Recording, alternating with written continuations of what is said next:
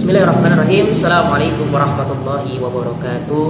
Innal hamdalillah nahmaduhu wa nasta'inuhu wa nastaghfiruh wa na'udzu billahi min shururi anfusina wa min sayyiati a'malina may yahdihillahu fala mudilla lahu wa may yudlilhu fala hadiya lahu. A'udzu billahi minasyaitonir rajim. Bismillahirrahmanirrahim. Ittaqullaha haqqa tuqatih wa la tamutunna illa wa antum muslimun.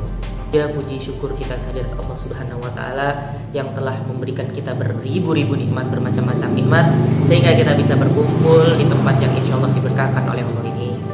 Salawat serta salam kita curahkan kepada baginda Nabi besar Muhammad SAW. Dengan rahmatnya lah, dengan beliau lah kita bisa berkumpul di tempat yang banyak ilmu dan banyak bermanfaat seperti saat ini. Pertanyaan sebelum akhir, yaitu nomor 14. Bahwasannya apa itu asnaf? Asnaf ini kalau dalam Al-Quran sudah digolongkan menjadi 8 golongan. Asnaf yang pertama yaitu fakir. Apa itu fakir? Fakir itu mereka hampir tidak memiliki apa-apa gitu, sehingga buat memenuhi kebutuhan pokok dirinya sendiri itu nggak bisa. Itu yang pertama, itu fakir. Lalu yang kedua, fakir. Jadi udah paham ya, mungkin antum juga udah paham lah fakir. Apa itu fakir? Dia emang udah bener-bener miskin, dia udah bener-bener perekonomian kurang. Jangankan untuk diri sendiri gitu, jangankan untuk lain sebagainya, dia udah bener-bener nggak bisa gitu. Miskin. Dan kedua miskin. Kalau miskin ini sudah memiliki harta, dia masih memiliki harta tapi belum mencukupi untuk kebutuhan dasar hidup. Misalkan saya masih memiliki baju nih, saya masih memiliki apa gitu, tapi saya masih kurang dalam yang namanya untuk kebutuhan hidup. Selanjutnya amil. Apa ini amil? Amil kita sering dengar. Amil ini orang yang mengumpulkan, orang yang mengelola untuk zakat, itu namanya amil. Biasa kita sering lihat amil-amil itu ketika bulan Ramadan yang mengumpulkan zakat, itu namanya amil zakat. Lalu yang selanjutnya yang keempat adalah mu'alaf. Mu'alaf, antum sudah tahu kan mu'alaf? Mu'alaf adalah orang yang baru masuk Islam. Tapi mayoritas orang yang baru masuk Islam itu orang kaya gitu kan. Karena yang mayoritas baru masuk Islam itu mereka berkecukupan karena mendapatkan hidayah, makanya masuk Islam gitu. Nah, fungsi mu'alaf mendapatkan zakat itu untuk membantu perekonomiannya apabila dia tidak memiliki harta.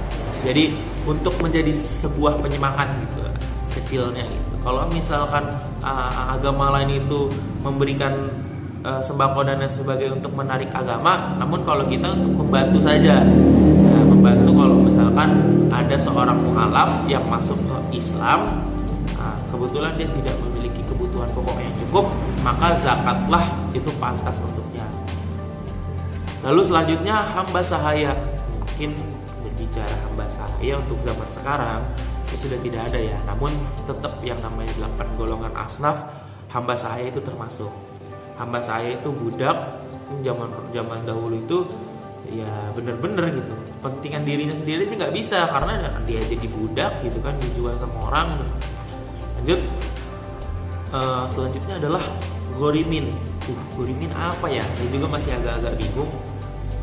Gorimin itu mereka yang berhutang dan tidak memiliki kebutuhan hidup yang mendasar gitu, mentaruhkan jiwa dan izahnya itu untuk benar-benar buat bayar hutang gitu. Jadi dia emang benar terlilit hutang dan lain sebagainya. Jadi menurut saya adalah gorimin itu orang yang benar-benar terlilit dalam hutang. Jadi orang yang benar-benar butuh bantuan, maka dia layak benar-benar untuk mendapatkan zakat. Terus fisabilillah. Fisabilillah ini kontemporernya banyak. Fisabilillah itu orang-orang yang berjalan, orang-orang yang berjuang untuk kemaslahatan ummah, orang yang berjuang untuk umat, orang yang berjuang untuk kemaslahatan agama. Nah, fisabilillah ini bisa termasuk buat orang-orang pelajar yang mana mereka fisabilillah menuntut ilmu Allah. Nah, fisabilillah juga bisa di dalam harb atau gozel. Nah, zaman Rasul itu ada orang-orang yang berperang mempertaruhkan agamanya, itu juga sama, dia orang-orang yang namanya fisabilillah, golongan fisabilillah. Dan adapun yang terakhir yaitu Ibnu Sabil. Nah, golongan Ibnu Sabil adalah orang yang berpergian dari suatu tempat ke suatu tempat lain, atau bisa kita sebut namanya apa ya, musafir ya. Musafir dia misalkan jalan dari perjalanan, misalkan dari Jakarta dia mau ke Papua jalan kaki gitu. Tuh, mantep juga ya jalan kaki ya. Perkembangan zaman seperti ini. Ya, dia ini tidak memiliki bekal apapun gitu. Jadi layak bagi dia untuk yang namanya menerima zakat. Mungkin kurang lebihnya mohon maaf, seperti itu aja.